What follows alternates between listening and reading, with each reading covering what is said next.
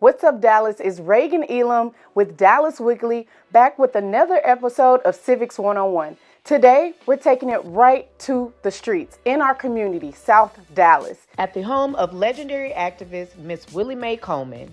Today, we'll be speaking with O'Neill Hesson of District 7. We'll be talking everything from voter turnout to Proposition D.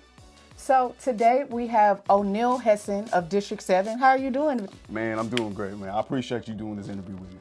Awesome. I am very honored to be speaking with you today, especially after a long, hard-run race. Yes, yeah, it was long, but it was a journey that was needed. We learned so much about the district, so much about my constituents, and so much about kind of what is some of the issues and the solutions that we can implement for the city. Absolutely. So with South Dallas having these deep roots, there is a little bit of some issues with voter turnout. Yes. What would you say are some of the barriers or overlooked barriers for Black and brown people getting to the polls? Yeah, that's one of the biggest things. That's one of the biggest issues, right? Voter turnout. How are we getting people out to the polls? We're seeing a decrease even at the general elections when it comes to presidential elections. But these local elections, the turnout is abysmal. It's terrible, and it's across the board. But specifically in South Dallas, we're seeing a constant decrease from every single election race from 2019. And me personally, I think that is a leadership issue. When we talk about barriers, of course, we have to be cognizant of the things that are changing at the state level and the federal level, especially in Texas. A lot of Republicans are making it a lot more difficult for folks to go and vote, specifically folks in the cities. And so whenever you look at South Dallas, you're seeing we have to go up against, predatory legislation that's disallowing us to go and vote. But also, too, we got to take into account some of the local problems that's discouraging folks to want to vote in the first place. So when it comes to barriers, man, I really truly believe that it's not necessarily people not having the ability to go vote or not having the education to understand when elections are and election cycles are. That's not the case. Well, the biggest case is that folks are discouraged. They have a political fatigue. And, with the lack of competent leadership in South Dallas, it's dissuade folks from wanting to even participate in our system. And what do you believe Dallas City Hall and local leaders like yourself can do to meet voters halfway in getting them to the polls? Absolutely. To get people to the polls, you don't do that during the election cycle. That's not the time to do it. You have to make sure you have a concerted plan and concerted effort to get people engaged in the civic process. Whenever we talk about politics, whenever we talk about wanting to get change done and things like that, we're putting it in a box of just voter participation. That is one piece of a grander effort and initiative to get people to go out and vote. You want people to go out and vote? Talk about what they can do for their neighbor. Talk about what they can do when they go to City Hall so they can speak in front of council. Talk about being able to be participating in your association meeting. A lot of folks in this neighborhood don't even know they have a community association. And so what we need to do as leaders is a couple things. One, we need to make sure that we are backing up and supporting and providing resources to our community associations that already exist in our neighborhoods so they have the ability to reach the folks in their neighborhood so they can get them into the fold and into the political discussion, the political conversation. Another thing that we need to do as leaders is that we have to create change at a tangible level. Folks are tired because they're not seeing the change that benefits them or their family or their friends or their neighborhood. And so the only thing specifically in South Dallas they're seeing that's change is gentrification. Unfortunately, we have leaders right now that are speeding up that process and speeding up displacement of folks in the neighborhood. So why be engaged whenever you're being basically attacked by the leaders that are supposed to be representing you in the first place? And so what we need to do as leaders is we got to get people into the fold, help out those stakeholders who are already existing here. Listen, we don't have to reinvent the wheel. You know what I'm saying? Like there's already community associations, there's already block clubs that operate right here in our neighborhoods that want y'all to go vote and want y'all to participate in the happenings and the development that happens in your neighborhood. But to do that, we got to make sure that we back them up. But as a leader, we have to understand that it is on us. It is our burden. We keep blaming our constituents for not wanting to be participants in this in this political system. That's on us. That's us as leaders. We have not provided an environment to encourage folks to go out and vote. We haven't done our due diligence, and to be honest with you, we've been failing the people of South Dallas as leaders. So to be able to make sure that people want to go vote, we got to make sure that people are engaged civically. And that can look far more different, far more diverse and variety-wise than just going out to the polls every 2 years or every 4 years. It's not the time, y'all. The time is always now to get people civically engaged. Yes, the time is now. And what would you say to people that feel that their vote doesn't matter, or they're not seeing any change? Yeah. Like you mentioned, other than gentrification and things like that. What would you say to our community? You know, what I would say to the community is, man, that you are under attack. You are under attack. There is a plan, a comprehensive plan, a long-term plan for your neighborhood that you were not involved in the conversation of creating that plan. And this is not a dig to any of the community associations, block clubs, or leaders that are from the community that are doing their damnedest to try to make sure that we are civically engaged and prosperity comes to South Dallas. However, I'll be honest with you, there hasn't been a lot of tangible change for the folks here, the legacy homeowners, the legacy business owners here, the people that been here for 10, 20, 30, 40, 50 plus years. My neighbor right now he's 92 years old. Shouts out to Mr. Semi. He was born in the house that he lives in today. And he's seen the changes of the neighborhood and the ups and downs. And right now we're in a down because we're losing recipes, y'all. Where our cultural integrity is being under attack. Slowly slipping away. Slowly slipping away. And so we're not seeing ourselves in our neighborhood anymore. And this is, people need to understand South Dallas is a Black and Latino community, but even then that cultural integrity, that cultural cohesion is being unraveled because of the development and the outside stakeholders that really have the power here in District 7. That's really what it is. It comes down to power. We don't have power.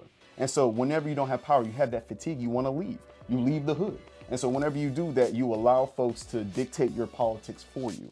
And so, you know, folks who are tired, folks who are exhausted of this political process, man, where you're at right now, you being tired, that's where you need to be. Because once you're tired, you want to do something about that. When I get tired, I want to do something about it. We want change. We want change. And so, you know, I know that voting is sometimes the only tool in our toolbox, and it seems like it's not ever getting it done.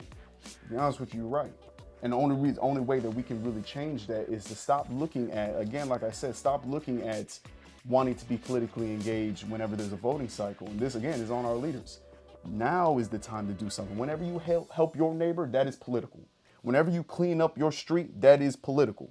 Whenever you go and you do a backpack drive for your neighborhood, for the kids in your neighborhood, that is political. That is the same political energy that you would be getting if you went and voted in a booth. Because that is actual real change. Whenever you change the neighborhood for the better, when you can see it, that is where we win. That's how we can take our power back. And what inspired you? You do a lot of work in our community, cleaning up our neighborhoods.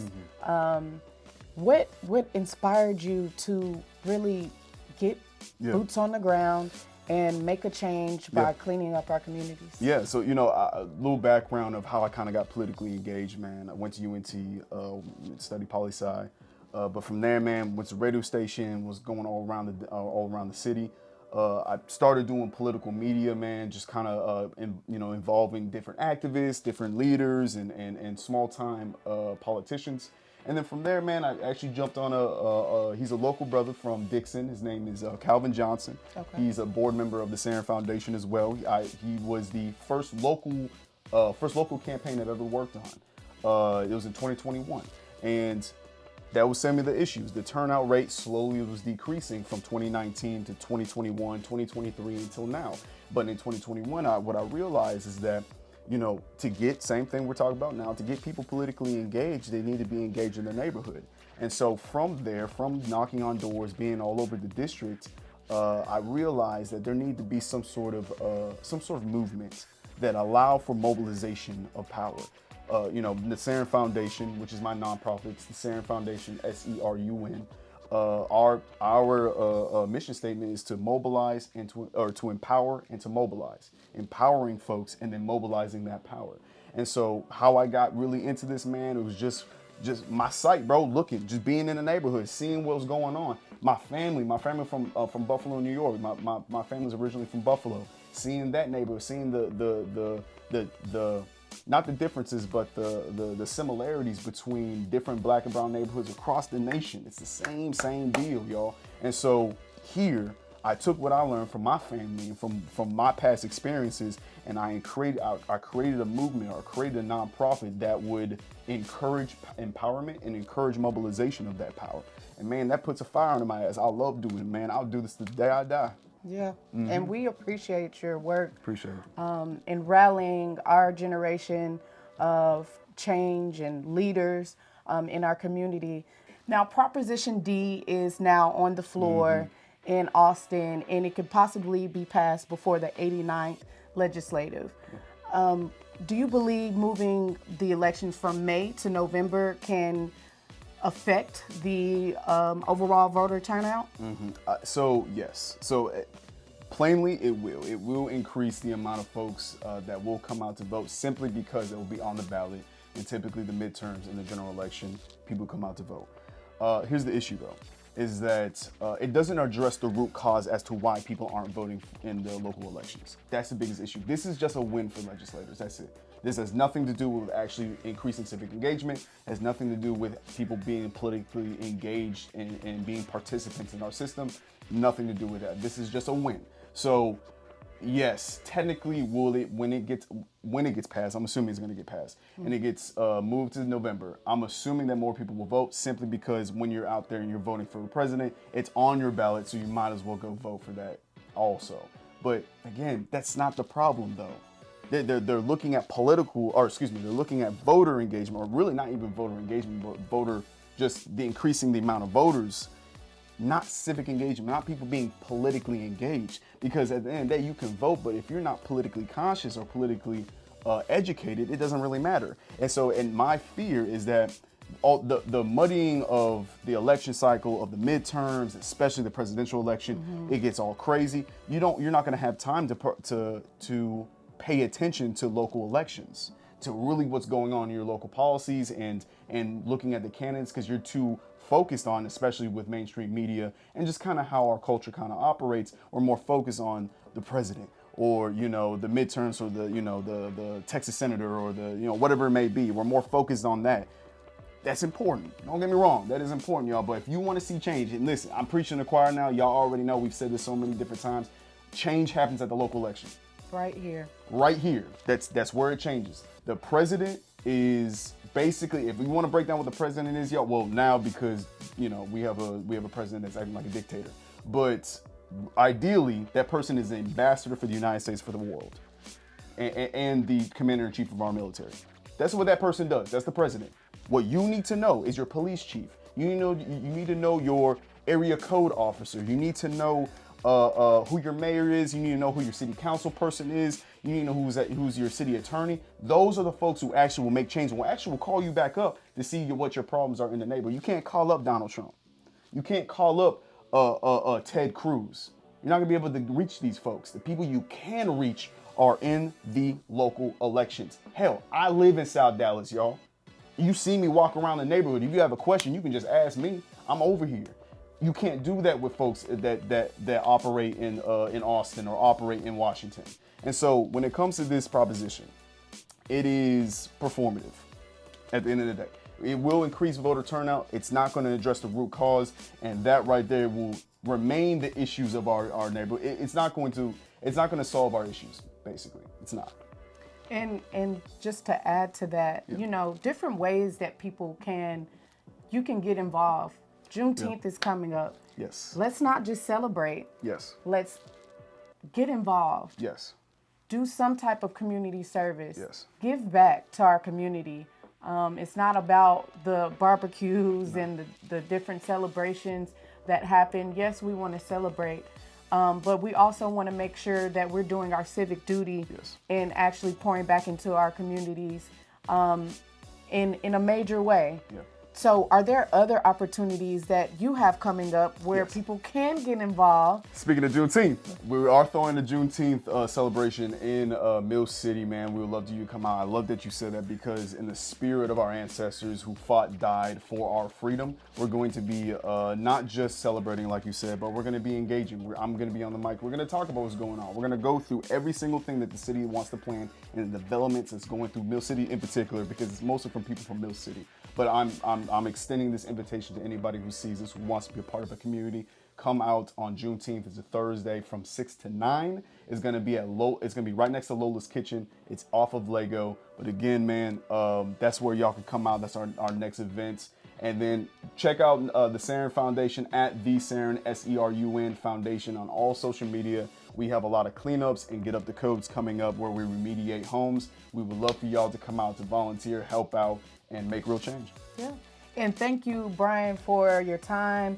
This has been wonderful, and I want to see you there. I'm going to be there. Yeah. I want to see you there. I want to see you involved. Tell a friend to tell a friend that we will be celebrating Juneteenth and our ancestors in an amazing way with Mr. O'Neill. Gotcha. Thank you. Thank you, Reagan. I appreciate you.